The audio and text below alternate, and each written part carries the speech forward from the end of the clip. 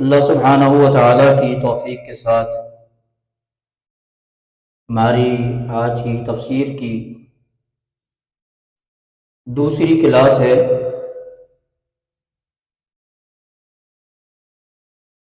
گزشتہ کلاس میں ہم نے تمہیدی طور پر اصلاح نیت کے تعلق سے 4 باتیں سیکھی اور سمجھی تھیں۔ آج ہم تفسیر کی مبادیات کے تعلق سے کچھ باتیں سیکھیں گے اور سمجھیں گے انشاءاللہ۔ یہ باتیں جاننا اس لیے ضروری ہیں تاکہ ہمیں اس بات کا علم ہو کہ ہم جو کچھ پڑھ رہے ہیں، سیکھ رہے ہیں، اس کا تعارف کیا ہے، وہ علم کون سا ہے، اس علم کی حقیقت کیا ہے، اس علم کی بنیاد کیا ہے۔ قرآن مجید کی تفسیر تو ویسے کئی کتابوں پر موجود ہے، ہر مفسر کی اپنی ایک تفسیر کتابی شکل میں ہمارے درمیان موجود ہے، لیکن وہ محض ایک مطالعے کی حد تک ہوتی ہیں کہ سرسری طور پر مطالعہ کر لیا، کچھ تفسیر پڑھ لی، آیات کا ترجمہ پڑھ لیا، لیکن جب اس کو کلاس کے طور پر پڑھا جاتا ہے تو اس میں ضروری ہوتا ہے کہ کچھ مبادی علم حاصل کیا جائے جو اس تفسیر سے متعلق ہو۔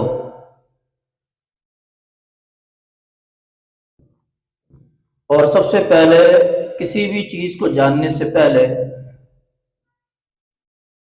اس کے لفظ کا علم ہونا ضروری ہے۔ لفظ بنیاد ہے ہر چیز کی، اسی سے پھر آگے اس کی توضیحات ہوتی ہیں، اس کی وضاحتیں ہوتی ہیں۔ اسی طرح لفظ تفسیر جو ہے، اس کا مادہ عربی زبان میں اس کا معنی اور مفہوم کیا ہے، اس پر انشاءاللہ ہم اپنی کلاس کا آغاز کر رہے ہیں۔ لفظ تفسیر کا مادہ، معنی اور مفہوم، 3 چیزیں اس لفظ کے تعلق سے ہم یہاں ذکر کریں گے۔ لفظ تفسیر جو کہ عربی زبان کا لفظ ہے، اس کا مادہ ہے فا سین را۔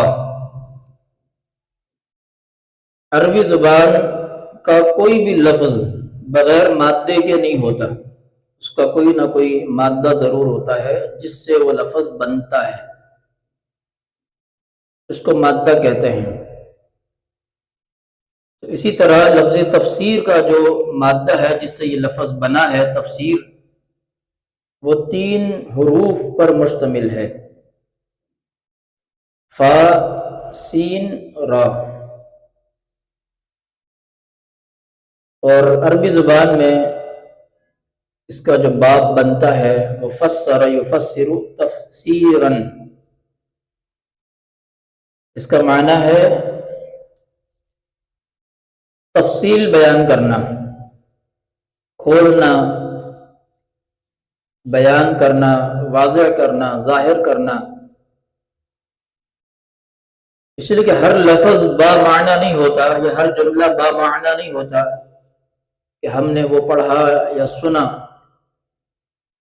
اور ہمیں اس کی بابت علم ہو گیا کہ یہ کیا ہے۔ کچھ الفاظ کو کھولا جاتا ہے، وضاحت کی جاتی ہے، اس کو بیان کیا جاتا ہے۔ اسی طرح قرآن مجید کو کھولنا، بیان کرنا، تفصیل بیان کرنا، اس کے معانی اور مفاہیم کو واضح کرنا، اس کے چھپے ہوئے احکامات کو ظاہر کرنا، اس کا نام تفسیر ہے۔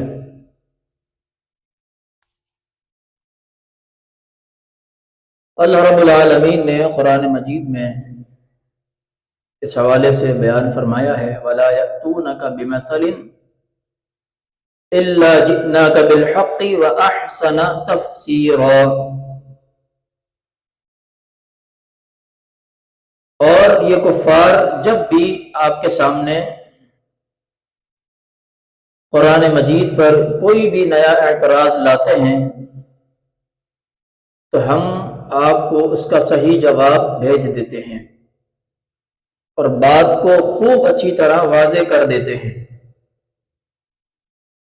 تو لفظ تفسیر خود قرآن مجید کے لیے اللہ تعالیٰ نے قرآن مجید کی آیت میں بیان فرمایا ہے۔ تو قرآن مجید کی تفسیر کا معنی یہ ہوا کہ اس کے احکامات کو واضح کرنا، کھولنا، بیان کرنا، وہ سیکھنے کے لیے ہو یا کسی شخص کا اگر کوئی اعتراض ہو اس کا جواب دینے کے لیے ہو، تو یہ ساری چیزیں تفسیر کے معنی کے اندر داخل ہو جاتی ہیں۔ اسی طرح لفظ تفسیر جو ہے، لفظ تفصیل کا بھی ہم معنی ہے جو کہ ہم اردو میں بھی عام استعمال کرتے ہیں، تفصیل بیان کرنا، بات کو وضاحت کے ساتھ کھول کر بیان کرنا۔ وَكُلَّ شَيْءٍ فَصَّلْنَاهُ تَفْصِيلًا، اور ہر چیز کو ہم نے خوب تفصیل سے بیان فرما دیا ہے۔ یہاں 2 مرتبہ اللہ تعالیٰ نے لفظ تفصیل کا ذکر کیا ہے۔ وَكُلَّ شَيْءٍ فَصَّلْنَاهُ، ہم نے تفصیل بیان کر دی ہے۔ تفصیلاً، تفصیل بیان کرنا، واضح کر دینا، خوب نمایاں کر دینا، کھول کر کسی چیز کو بیان کر دینا۔ لہذا قرآن مجید کا یہ خاصہ ہے کہ اس کی ہر چیز واضح ہے، اس میں کوئی چیز مبہم نہیں ہے، کوئی بھی چیز اس کی ایسی نہیں ہے جو انسانی عقل سے باہر ہو۔ اللہ تعالیٰ نے جتنے بھی معاملات ہیں، دنیا کے ہوں، آخرت کے ہوں، انسانی زندگی سے متعلق ہوں، اس کی زندگی کے وجود میں آنے سے پہلے کے متعلق ہوں، اس کے بعد کے متعلق ہوں، شب و روز کے معاملات ہوں، توحید کے معاملات ہوں، جتنے بھی ضروریات زندگی سے متعلق جو بھی باتیں ہیں اللہ تعالیٰ نے اس قرآن مجید میں تفصیل کے ساتھ بیان کر دی ہیں۔ لہذا قرآن مجید کی یہ صفت ہے کہ یہ تفصیل والی کتاب ہے، تفسیر والی کتاب ہے۔ اس کی تفسیر بھی بالکل واضح ہے، اس کے احکامات بھی بالکل واضح ہیں اور اس کی تفصیل بھی بالکل واضح ہے۔ یہ تو تھا تفسیر کا لغوی معنی، اور ایک اس کا ہے اصطلاحی معنی۔ لغوی معنی اور اصطلاحی معنی ان دونوں میں فرق ہوتا ہے۔ لغوی معنی کہتے ہیں جو لغت کے ساتھ تعلق رکھتا ہو، ایسا لفظ جس کا ایک معنی لغوی اعتبار سے ہے، جو اس کا اصل معنی کہلاتا ہے، اور ایک معنی ہوتا ہے جو مفہوم کا معنی ہوتا ہے، جو عرف میں جو معنی اس کا چل رہا ہوتا ہے وہ معنی کہلاتا ہے، جسے اصطلاحی معنی کہا جاتا ہے۔ ایک اصل معنی ہے اور ایک اصطلاحی معنی ہے، یعنی مفہومی معنی، اس کا مفہوم یہ ہے، اس کا مطلب یہ ہے، اس کی وضاحت یہ ہے۔ تو لغوی معنی تو ہم نے پڑھ لیا، اس کا معنی ہے کھولنا، بیان کرنا، تفصیل کرنا۔ اب اس کا اصطلاحی معنی یہ ہے کہ تفسیر جو ہے ہم پڑھ رہے ہیں تو اس کا پڑھنے کا کیا معنی ہے، کیا مقصد ہے، کیوں پڑھتے ہیں ہم یہ تفسیر؟ تو اس کی تعریف یہ ہے، تفسیر ایسا علم ہے جس میں انسانی طاقت کے مطابق قرآن مجید کے احوال کے بارے میں اس طرح بحث کی جائے کہ اس سے اللہ رب العزت کی مراد حاصل ہو جائے۔ اکثر کبار مفسرین نے انہی الفاظ کے ساتھ اس کی تعریف کی ہے، یعنی ایک ایسا علم، تفسیر ایک ایسا علم ہے جس میں ہر انسان جتنی اللہ تعالیٰ نے اسے سمجھ بوجھ کی صلاحیت دی ہے، علم دیا ہے، جتنی اس کی عقل کام کرتی ہے، اس کے مطابق قرآن مجید کے جو احوال ہیں، جو اس کے احکامات ہیں، جو بھی اس کے اندر معاملات بیان کیے گئے ہیں، اس کے بارے میں وہ بحث کرتا ہے، سوچتا ہے، غور و فکر کرتا ہے، تدبر کرتا ہے، اس میں کوشش کرتا ہے، اور اس کی کوشش کرنے کا جو مقصد ہے وہ یہ ہے کہ اللہ رب العالمین نے اس قرآن مجید میں جو کچھ بیان کیا ہے اس کو اسی انداز سے سمجھا اور سیکھا جائے جو اللہ تعالیٰ کی اصل مراد ہے۔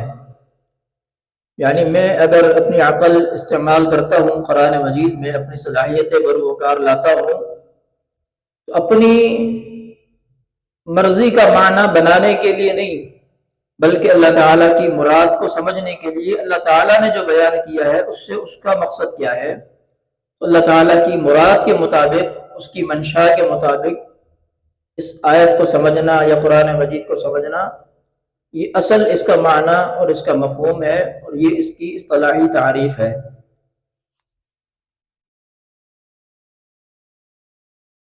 اب سوال یہ پیدا ہوتا ہے کہ علم تفسیر کا سیکھنا کیوں ضروری ہے؟ آخر کیا وجہ ہے کہ ہم تفسیر کا علم سیکھیں؟ اس لیے ضروری ہے تاکہ اس کے ذریعے سے نبی کریم صلی اللہ علیہ وسلم پر نازل شدہ قرآن مجید کا فہم حاصل ہو، اور اس کے معانی کی وضاحت اور اس کے احکام اور حکمتوں کا استنباط کیا جا سکے۔ پہلی چیز تو جس کا تعلق ایمان کے ساتھ ہے، یہ کہ اللہ کے نبی علیہ الصلوۃ والسلام پر یہ قرآن مجید نازل ہوا، وہ ہمارے نبی ہیں، ہمارا ان پر ایمان ہے، اور جو کتاب اللہ تعالیٰ نے آپ پر نازل فرمائی بحیثیت مسلمان ہم پر لازم ہے کہ ہم اس کتاب کو سیکھیں، پڑھیں، اس کا فہم حاصل کریں، اللہ تعالیٰ کی منشا اور اس کی مراد کو سیکھیں۔ آخر اللہ تعالیٰ ہم سے اس کتاب میں کیا چاہتا ہے، کیا تقاضا کرتا ہے، اور پھر اس کے معانی کی وضاحت بھی ہم سیکھیں اور سمجھیں۔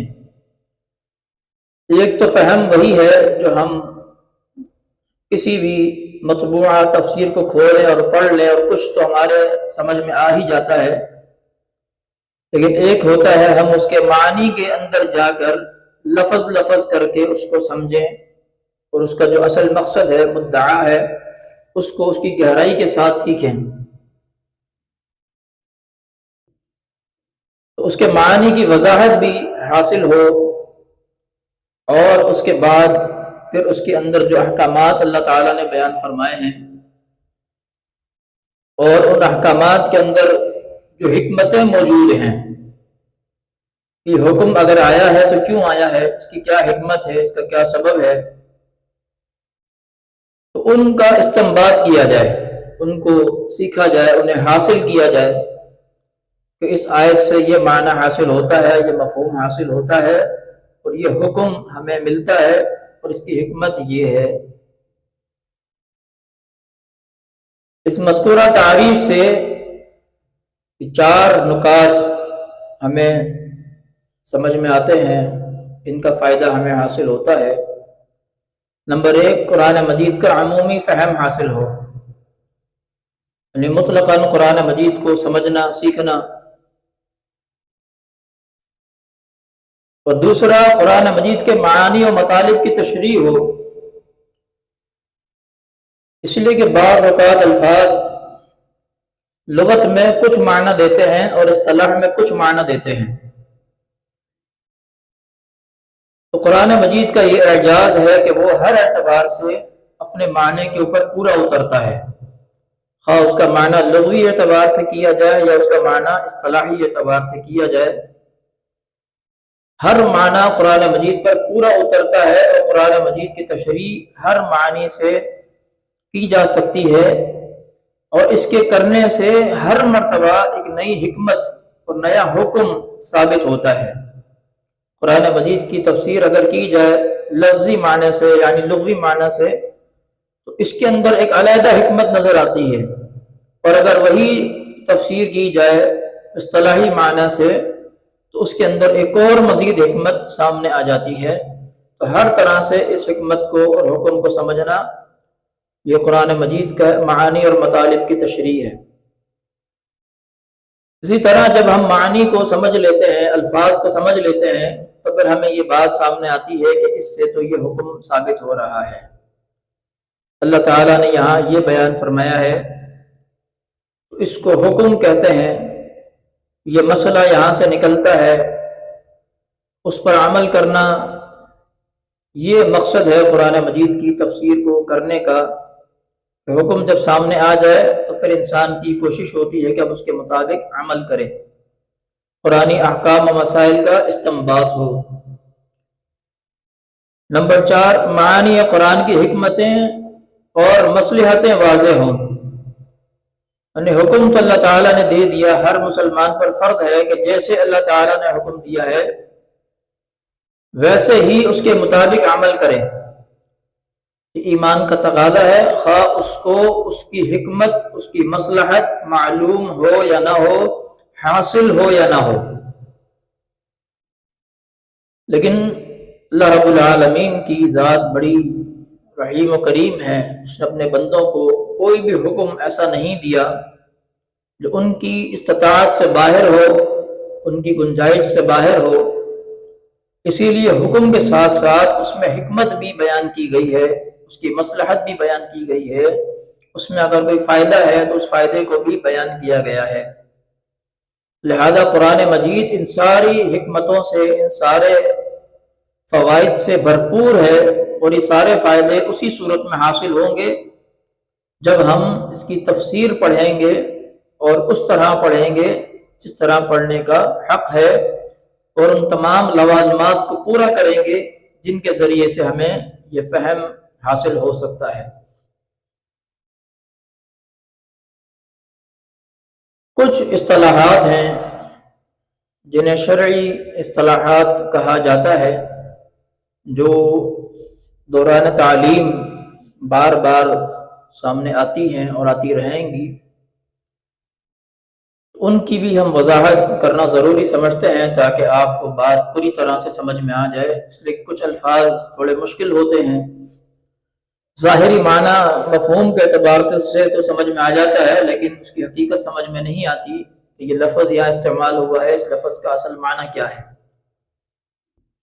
تو لفظ استنباط ہم نے پیچھے 2-3 مرتبہ استعمال کیا ہے۔ استنباط کیا ہوتا ہے؟ اس سے ملتے جلتے بھی کچھ الفاظ ہیں جو ہم اکثر دینی کتابوں میں پڑھتے ہیں، جیسے استدلال ہے، استنباط ہے، استشہاد ہے، استخراج ہے۔ ایک جیسے الفاظ ہیں، ان سب کا معنی ایک ہی ہے۔ یہ چاروں مترادف الفاظ ہیں۔ کسی بھی آیت یا حدیث سے کوئی بھی مسئلہ یا نتیجہ اخذ کرنے، حاصل کرنے کا عمل، یعنی جب ہم قرآن مجید کی کوئی آیت پڑھتے ہیں یا کوئی حدیث پڑھتے ہیں، ہم اس کے لفظ پر غور کرتے ہیں، لغوی اعتبار سے بھی، اصطلاحی اعتبار سے بھی، پھر ہم اس کا معنی اور مفہوم دیکھتے ہیں، تو ہمیں پھر اس کا حکم ایک سامنے آتا ہے کہ اس میں اللہ رب العالمین یہ چیز بیان فرما رہا ہے۔ تو اس غور و فکر کرنے کو اور اس مسئلے کو اخذ کرنے کو، جو یہ عمل، جو یہ سرکل ہم کرتے ہیں، اس کو استنباط کہتے ہیں۔ اس عمل کے کرنے کا نام استنباط ہے۔ قرآن مجید سے کوئی بھی عمل مستنبط کرنا، نکالنا، استدلال کرنا، دلیل پکڑنا، اس کا نام استدلال، استنباط، استشہاد اور استخراج، یہ 4 الفاظ ہیں جو ایک ہی معنی کے لیے استعمال ہوتے ہیں۔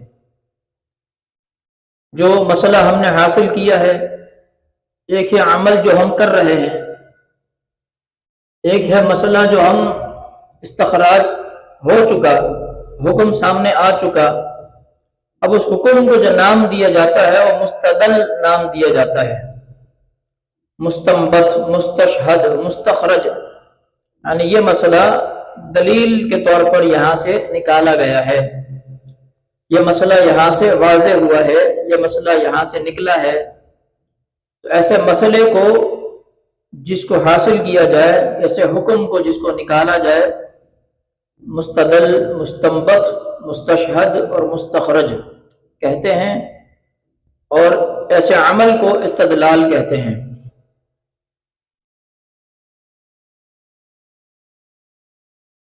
قرآن مجید کی تفسیر کے بنیادی ذرائع کتنے ہیں اور کون کون سے ہیں؟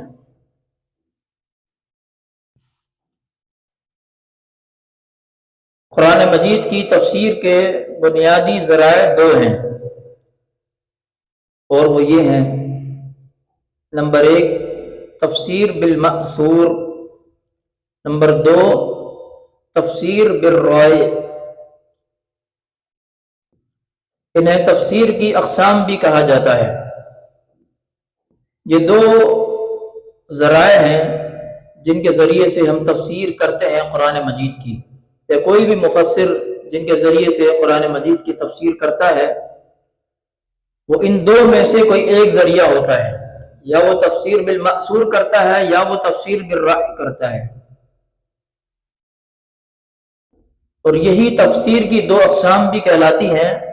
جب بھی کوئی سوال کرے یا سوال آئے قرآن مجید کی تفسیر کی کتنی اقسام ہیں، تو جواب آئے گا 2 اقسام ہیں۔ کون کون سی ہیں؟ ایک تفسیر بالمأثور ہے اور ایک تفسیر بالرائے ہے۔ تفسیر بالرائے سے مراد کیا ہے؟ ان دونوں کے درمیان فرق کیا ہے اور اس کی حقیقت کیا ہے؟ تفسیر بالمأثور کیا ہوتی ہے؟ تفسیر بالمأثور سے مراد وہ تفسیر ہے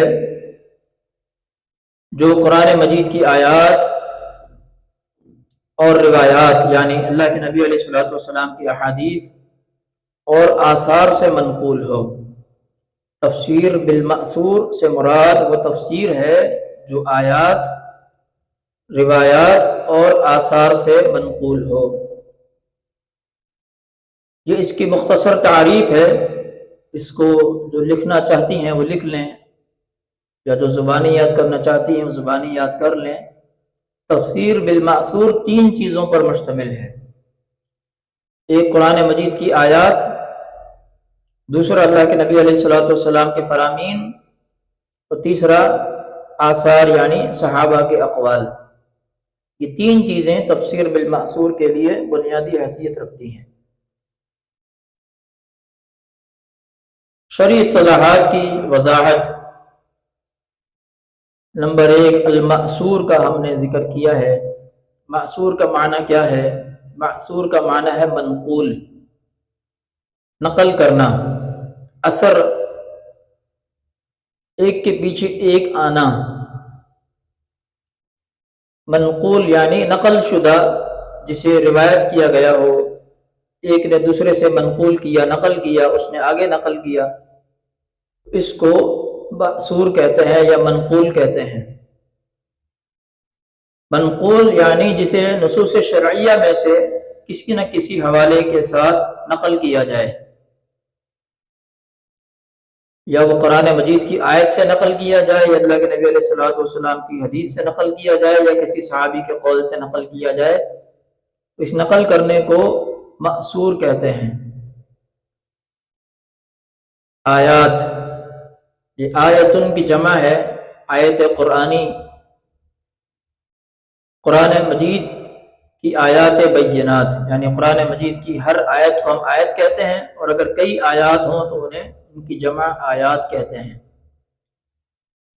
اسی طرح روایات، یہ روایت کی جمع ہے۔ روایت معنی ایک روایت، ایک حدیث، روایات معنی کئی روایات، کئی احادیث۔ مراد نبی اقدس صلی اللہ علیہ وسلم کی احادیث طیبہ۔ آثار، یہ اثر کی جمع ہے، یعنی صحابہ کرام رضی اللہ عنہم اجمعین کے اقوال و ارشادات۔ یہاں تھوڑی سی ایک اور وضاحت میں کر دوں کہ اللہ کے نبی علیہ الصلوۃ والسلام کے فرمان کو حدیث کہا جاتا ہے اور صحابہ کرام کے اقوال کو اثر کہا جاتا ہے۔ حدیث کی اصطلاح کے اندر بھی یہ باتیں اسی طرح معروف ہیں، اور تفسیر بالمأثور میں بھی یہ باتیں اسی طرح سے معروف ہیں۔ ہر صحابی کے ہر قول کو اثر کہا جاتا ہے، اور نبی کریم صلی اللہ علیہ وسلم کی ہر حدیث کو روایت بھی کہا جاتا ہے، یا حدیث معروف لفظ ہے وہ بھی کہا جاتا ہے۔ اوپر ہم نے ذکر کیا تھا نصوص شرعیہ، تو نصوص شرعیہ جو ہیں وہ نصوص جن سے شریعت کا کوئی مسئلہ ثابت ہو۔ نصوص یعنی نص، دلیل، حجت۔ ہم دین اسلام کے اندر کس چیز کو حجت سمجھتے ہیں، دلیل سمجھتے ہیں، جس پر ایمان لایا جائے، جس کو قبول کیا جائے، جس کو شریعت قرار دیا جائے، وہ 4 چیزیں ہیں۔ نصوص شرعیہ 4 ہیں۔ نمبر 1 قرآن مجید، یہ سب سے پہلا سب سے بڑا نص شرعی ہے جو براہ راست اللہ تعالیٰ نے نازل فرمایا ہے، یہ اللہ تعالیٰ کا کلام ہے۔ نمبر 2 حدیث رسول صلی اللہ علیہ وسلم، یہ نص شرعی ہے، یہ حجت ہے۔ نمبر 3 اجماع، اور نمبر 4 قیاس۔ یہ 4 بنیادی نصوص ہیں شریعت کے، جن سے شریعت کا کوئی بھی مسئلہ ثابت کیا جا سکتا ہے۔ یہاں ایک اور چیز تھوڑی سی مزید وضاحت میں کر دوں، قرآن اور حدیث یہ اصل شریعت ہے۔ قرآن اللہ تعالیٰ کا کلام اور حدیث نبی کریم صلی اللہ علیہ وسلم کے فرامین، آپ کی احادیث طیبہ، یہ اصل شریعت ہے۔ اجماع اور قیاس ان دونوں کے تابع ہیں۔ اجماع اس وقت قابل قبول ہوگا جب وہ قرآن اور حدیث کے مطابق ہوگا، اور اسی طرح قیاس بھی اسی طرح قابل قبول ہوگا، حجت شرعی بنے گا یا نص شرعی بنے گا جب وہ قرآن اور حدیث کے مطابق ہوگا۔ پہلی 2 اصل شریعت ہیں، وہ کسی کے تابع نہیں ہیں، اور باقی 2 جو ہیں وہ ان پہلی 2 کے تابع ہیں۔ اگر ان سے مطابقت ہو تو قابل قبول ہیں، ان سے مطابقت نہ ہو تو پھر ان کی بھی کوئی حیثیت باقی نہیں رہتی۔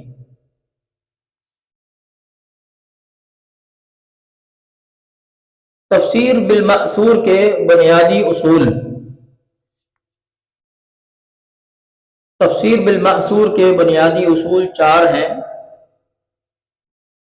جن میں سب سے پہلے نمبر پر قرآن مجید کی تفسیر خود قرآن مجید سے۔ نمبر 2 قرآن مجید کی تفسیر احادیث صحیحہ سے۔ نمبر 3 قرآن مجید کی تفسیر آثار صحابہ و تابعین رضی اللہ عنہم اجمعین سے۔ اور نمبر 4 قرآن مجید کی تفسیر قدیم لغت عرب سے۔ یہ 4 بنیادی اصول ہیں تفسیر بالمأثور کے۔ نمبر 1 اللہ رب العالمین کی قرآن مجید کے اندر بیان کی گئی آیت مبارکہ، بعض اوقات اس میں کوئی حکم مختصر ہوتا ہے، جامع ہوتا ہے، اس کی تفصیل نہیں ہوتی، لیکن اگلی آیت میں کسی دوسرے مقام پر اسی حکم کی مزید تفسیر اللہ تعالیٰ خود بیان فرما دیتا ہے۔ ان کی مثالیں انشاءاللہ آئندہ آپ کے سامنے آ جائیں گی۔ تو قرآن مجید کی آیت خود قرآن مجید کی تفسیر کرتی ہے۔ قرآن مجید کی تفسیر قرآن مجید سے، قرآن خود اپنی آیت کی تفسیر بیان کرتا ہے۔ یہ سب سے پہلی اصل ہے اور بنیاد ہے قرآن مجید کی تفسیر کرنے کی۔ اور اگر قرآن مجید کا کوئی حکم ہے لیکن اس کی تفسیر قرآن مجید کے اندر موجود نہیں ہے، پورے قرآن میں کہیں بھی اس کی مزید وضاحت نہیں ہے، تو یقینی طور پر اس کی وضاحت پھر احادیث میں موجود ہوگی۔ اللہ کے نبی علیہ الصلوۃ والسلام اس کی تفسیر کریں گے، اس کی وضاحت کریں گے، اس کا حکم واضح فرمائیں گے، تو اس کو تلاش کیا جائے گا احادیث طیبہ میں۔ حدیث سے معلوم کیا جائے گا کہ قرآن مجید کی اس تفسیر کا کیا معنی ہے، اس کی کیا تفسیر ہے، اس کا کیا اصل مقصد ہے۔ اگر وہ حکم حدیث میں بھی وضاحت کے ساتھ موجود نہ ہو تو تیسرے نمبر پر صحابہ کرام رضوان اللہ تعالی علیہ مجمعین کی زندگی کو دیکھا جائے گا، ان کے اقوال اور ان کے اعمال سے اس کی وضاحت طلب کی جائے گی۔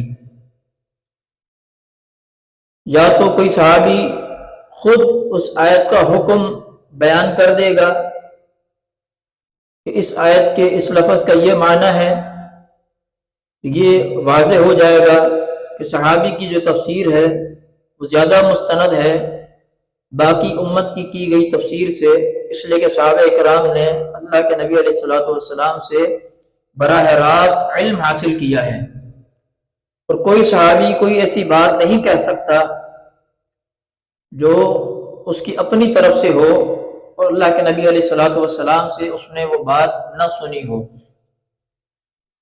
تو لہذا صحابہ کرام بہت سارے ایسے کلمات ہیں، الفاظ ہیں قرآن مجید کے جن کی تفسیر بیان کرتے ہیں، ان کی وضاحتیں ان کے اقوال کی روشنی میں، ان کے اعمال کی روشنی میں بھی بعض اوقات کہ فلاں آیت کے مطابق فلاں صحابی نے اس طرح سے عمل کیا ہے، تو لہذا اس کے نزدیک اس کی تفسیر اس طرح سے ہے۔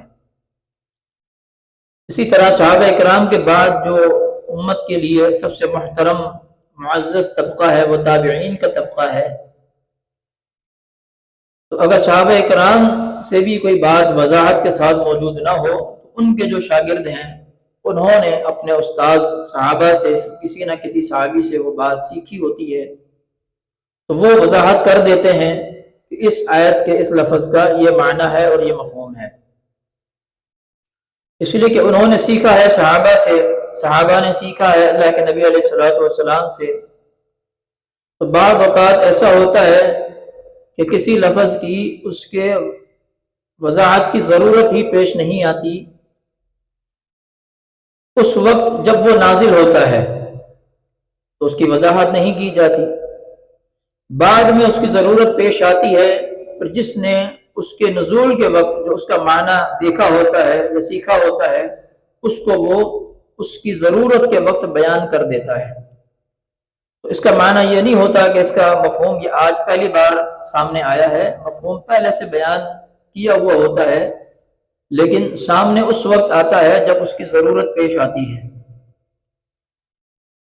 اسی طرح بہت سارے مسائل جو تابعین کے دور میں پیش آئے، انہوں نے جو صحابہ کرام سے سیکھا ہوا تھا اس کو پھر اپنے انداز سے بیان کیا، تو لہذا تفسیر میں تابعین کو بھی حجت کی حیثیت حاصل ہے۔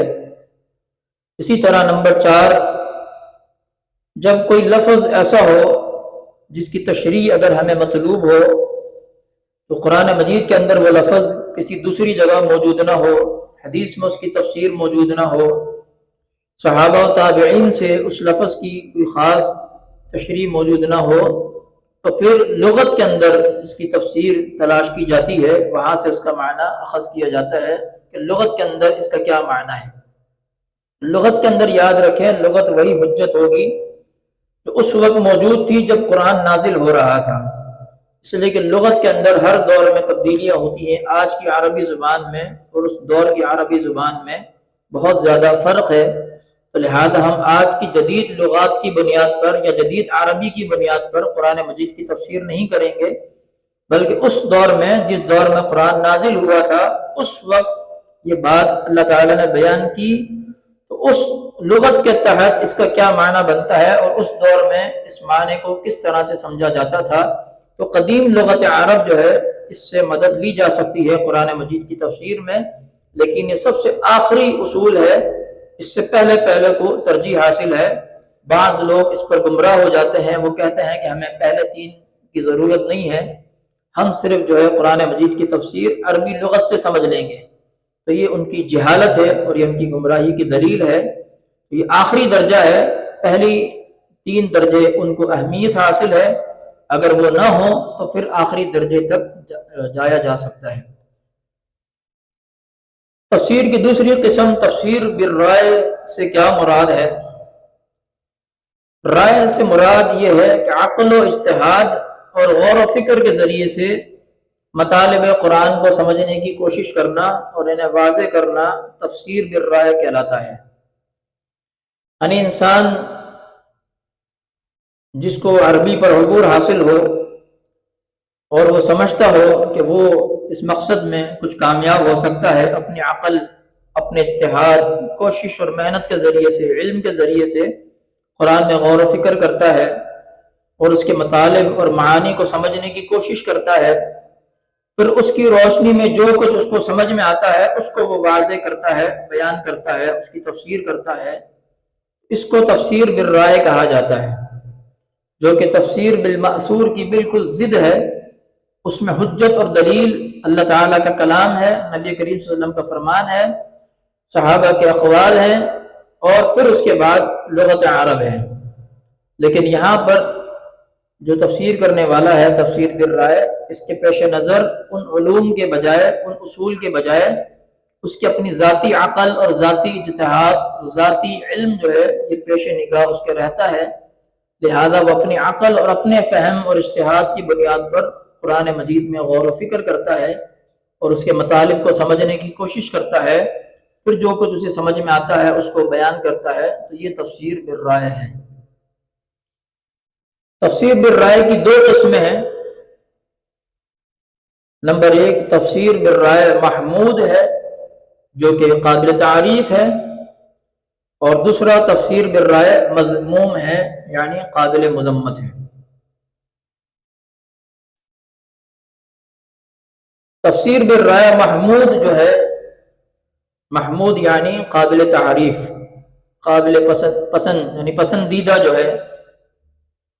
تفسیر لکھنے والے مفسر کی تفسیری آراء اور نظریات اور اجتہادات اگر قرآن و حدیث اور فہم سلف کے موافق ہوں تو یہ تفسیر بالرائے محمود یعنی قابل قبول اور قابل تعریف تفسیر کہلاتی ہے۔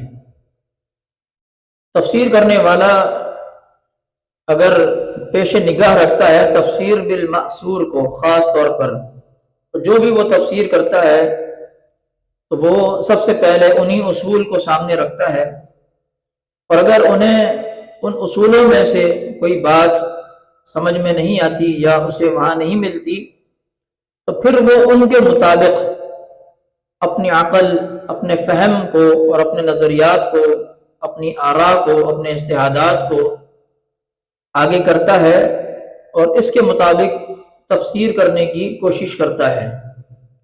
تو اگر اس کے آراء، اس کے نظریات، اس کے اجتہادات تفسیر بالمأثور کے مطابقت کر لیتے ہیں تو اس کی تفسیر تو ٹھیک ہے، اس کی تفسیر پڑھے جانے کے قابل ہے، کیونکہ اس نے تفسیر بالمأثور کی بنیاد پر تفسیر کی ہے، ان کے خلاف نہیں کی، ان کے برعکس نہیں کی، اپنی مرضی سے کوئی نیا نظریہ قائم نہیں کیا، کوئی نئی رائے قائم نہیں کی، کوئی نیا عقیدہ نہیں گڑھا، تو لہذا ایسے شخص کی تفسیر بالرائے محمود ہے۔ اگر کوئی شخص، کوئی مفسر تفسیر بالرائے کرتا ہے تفسیر بالمأثور کے اصولوں کو سامنے رکھتے ہوئے، تو ایسی تفسیر قابل قبول بھی ہے اور قابل تعریف بھی۔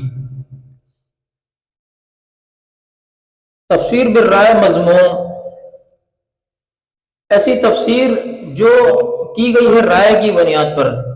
کوئی بھی مفسر تفسیر کرتا ہے، تفسیر لکھنے والے مفسر کی تفسیری آراء اور نظریات و اجتہادات اگر قرآن و حدیث اور فہم سلف کے خلاف ہوں تو یہ تفسیر بالرائے مذموم ہے، یعنی ناقابل تعریف ہے اور ناقابل قبول ہے۔ تو ایسے بھی مفسرین کے نام پر یہاں ہمارے بہت سارے لوگ موجود ہیں جنہوں نے قرآن مجید کی تفاسیر لکھی ہیں، اور ان کی تفسیریں مطبوعہ بھی ہیں، یعنی چھپی ہوئی بھی ہیں، لوگ پڑھتے بھی ہیں، پڑھاتے بھی ہیں، ان کے کورسز بھی ہوتے ہیں، لیکن ان کی تفسیر میں چونکہ ان کی ذاتی آراء کا اور ان کے ذاتی نظریات اور اجتہادات اور افکار کا بڑا عمل دخل ہے، تفسیر بالمأثور کے برعکس، اور جو فہم سلف ہے، جو قرآن و حدیث سے ثابت شدہ فہم ہوتا ہے، اس کے برخلاف انہوں نے بہت ساری چیزیں اس کے اندر لکھی ہیں۔ تو لہذا ایسی تفسیر قطعی طور پر قابل تعریف بھی نہیں ہے، قابل قبول بھی نہیں ہے، بلکہ ایسی تفسیر بالرائے مضمون کے حکم میں نہ قابل حجت ہے اور نہ قابل قبول ہے۔ یہاں جو شرعی اصطلاحات استعمال ہوئی ہیں ان میں سے کچھ کا تذکرہ ہم وضاحت کر دیتے ہیں۔ آراء یہ جمع ہے رائے کی، یعنی رائے دینا، اپنے خیال کا اظہار کرنا، یہ رائے کہلاتا ہے۔ اردو میں بھی ہم اس لفظ کا استعمال کرتے ہیں۔ رائے کی جمع ہے کئی مختلف باتوں میں غور و فکر کے ذریعے سے کسی ایک کے حق میں فیصلہ کرنا، یعنی جب کئی باتیں آپ کے سامنے موجود ہوں، یہ بھی ہے، یہ بھی ہے، یہ بھی ہے، ان سب کو سننے کے بعد، سمجھنے کے بعد، ان میں غور و فکر کرنے کے بعد اپنی رائے دینا، اپنا فیصلہ سنانا، اس کو آراء اس کی جمع ہے اور رائے اس کی واحد ہے۔ نظریات نظریے کی جمع ہے، نظریہ واحد ہے اور نظریات اس کی جمع ہے۔ کئی مختلف فیصلوں میں غور و فکر کے بعد، غور و فکر کے ذریعے سے کسی ایک کو قبول کرنا۔ رائے اور نظریے میں یہ فرق ہے کہ رائے سیدھا انفرادی آراء کو سامنے رکھ کر ان کے بارے میں کوئی فیصلہ کرنا، یہ رائے کہلاتا ہے۔ پھر کئی طرح کی آراء جب جمع ہو جائیں تو پھر ان کے درمیان غور و فکر کر کے اس کو ایک نظریے کے طور پر، ایک فکر کے طور پر قبول کر لینا، ایک عقیدے کے طور پر قبول کر لینا، یہ نظریہ کہلاتا ہے۔ اور اسی طرح اجتہاد کی جمع ہے۔ قرآن و سنت، فہم سلف اور کئی مختلف آراء و نظریات کے درمیان محنت اور کوشش کی بنیاد پر نتیجہ متعین کرنا۔ اجتہاد جد و جہد یعنی کوشش سے ہے کہ کوئی بھی مفسر کوشش کرتا ہے، قرآن و سنت کے دلائل دیکھتا ہے، فہم سلف یعنی صحابہ اکرام کے آثار و اقوال دیکھتا ہے، اور پھر اس کے بعد جو بعد کے امتی جو محدثین مفسرین ہیں ان کے آراء، ان کے نظریات کو دیکھتا ہے، پھر ان سب کے درمیان ایک مطابقت تلاش کرتا ہے، اور اس مطابقت کے نتیجے میں پھر وہ ایک رائے اپنی قائم کرتا ہے اجتہاد کے اوپر۔ اب یہ اس کا اجتہاد کہلاتا ہے کہ ان ساری چیزوں کو سامنے رکھنے کے بعد میں نے اس سے یہ نتیجہ اخذ کیا ہے، یہ نتیجہ میں نے متعین کیا ہے۔ اجتہاد محنت کے ذریعے سے، کوشش کے ذریعے سے جو شریعت کے مآخذ ہیں ان کی بنیاد پر کوئی نتیجہ اخذ کرنا اجتہاد کہلاتا ہے۔ اسی طرح فہم سلف، یہ کیا معنی ہے فہم سلف کا؟ فہم سلف سے مراد صحابہ اکرام رضی اللہ عنہم اجمعین کا وہ فہم دین ہے جو انہوں نے براہ راست نبی کریم صلی اللہ علیہ وسلم سے سیکھا ہے، اور پھر انہوں نے اسے اپنے شاگردوں یعنی تابعین کو سکھایا ہے، اور انہوں نے یعنی تابعین نے اپنے شاگردوں یعنی تبع تابعین کو سکھایا ہے۔ یہ تین طبقے ہیں امت کے، اور یہ وہی طبقے ہیں جن کے بارے میں اللہ کے نبی علیہ الصلوۃ والسلام نے پیشین گوئی فرمائی تھی کہ سب سے بہترین زمانہ میرا زمانہ ہے، اس کے بعد ان کے بعد آنے والوں کا، اور اس کے بعد ان کے بعد آنے والوں کا۔ تین زمانوں کی اللہ کے نبی علیہ الصلوۃ والسلام نے خیر پر قائم رہنے کی پیشین گوئی فرمائی تھی۔ یہ تینوں زمانے وہی زمانے ہیں، ایک صحابہ کا، ایک تابعین کا، ایک تبع تابعین کا۔ صحابہ وہ ہیں جنہوں نے اللہ کے نبی علیہ الصلوۃ والسلام سے دین کا فہم سیکھا، اور تابعین وہ ہیں جنہوں نے صحابہ سے دین کا فہم سیکھا، اور تبع تابعین وہ ہیں جنہوں نے تابعین سے دین کا فہم سیکھا۔ تینوں ایک دوسرے کے شاگرد ہیں۔ تو لہذا قرآن مجید کی کوئی بھی تفسیر یا شریعت کا کوئی بھی مسئلہ، کوئی بھی حکم جو فہم سلف سے ثابت ہو، جب بھی کوئی بات آئے کہیں بھی فہم سلف کی، تو ذہن میں یہ بات ہمیشہ یاد رہنی چاہیے کہ فہم سلف سے مراد تین طبقے ہیں: صحابہ کرام، تابعین اور تبع تابعین رضی اللہ عنہم اجمعین۔ اور جو ان کے مطابقت میں اپنا منہج بناتا ہے، اپنا طریقہ چلاتا ہے، ان کے مطابق دین سیکھتا ہے، تو وہ بھی انہی کے نقش قدم پر ہے، وہ بھی فہم سلف پر ہے۔ لیکن اس کی ذاتی بات کو، ذاتی فہم کو فہم سلف نہیں کہا جائے گا، بلکہ فہم سلف کی نسبت جو ہے وہ ان تین طبقوں کی طرف ہے، جن میں صحابہ شامل ہیں، تابعین شامل ہیں اور تبع تابعین شامل ہیں۔ تو یہ آج کی ہماری کلاس تھی الحمدللہ، تفسیر کے بنیادی مباحث کے تعلق سے، اس کے علم کے تعلق سے ان کو انشاءاللہ خوب اچھی طرح سمجھ لیں، تاکہ جب ہم تفسیر کا باقاعدہ آغاز کریں گے تو یہ ساری باتیں آپ کے پیش نگاہ رہنی چاہیے، اور اس کا مذاکرہ بھی کریں، آپس میں ایک دوسرے سے سوالات کریں، اور اگر کوئی چیز سمجھ میں نہیں آتی تو وہاں مائک موجود ہے، اس کو آن کر لیں، سوال بھی کر سکتی ہیں، اور حاضری رجسٹر بھی وہاں آپ کے پاس قریب میں موجود ہے، تو اپنا حاضری بھی آج کی لگا دیں۔ جزاکم اللہ خیرا۔ سبحان ربک رب العزۃ عما یصفون وسلام علی المرسلین والحمد للہ رب العالمین۔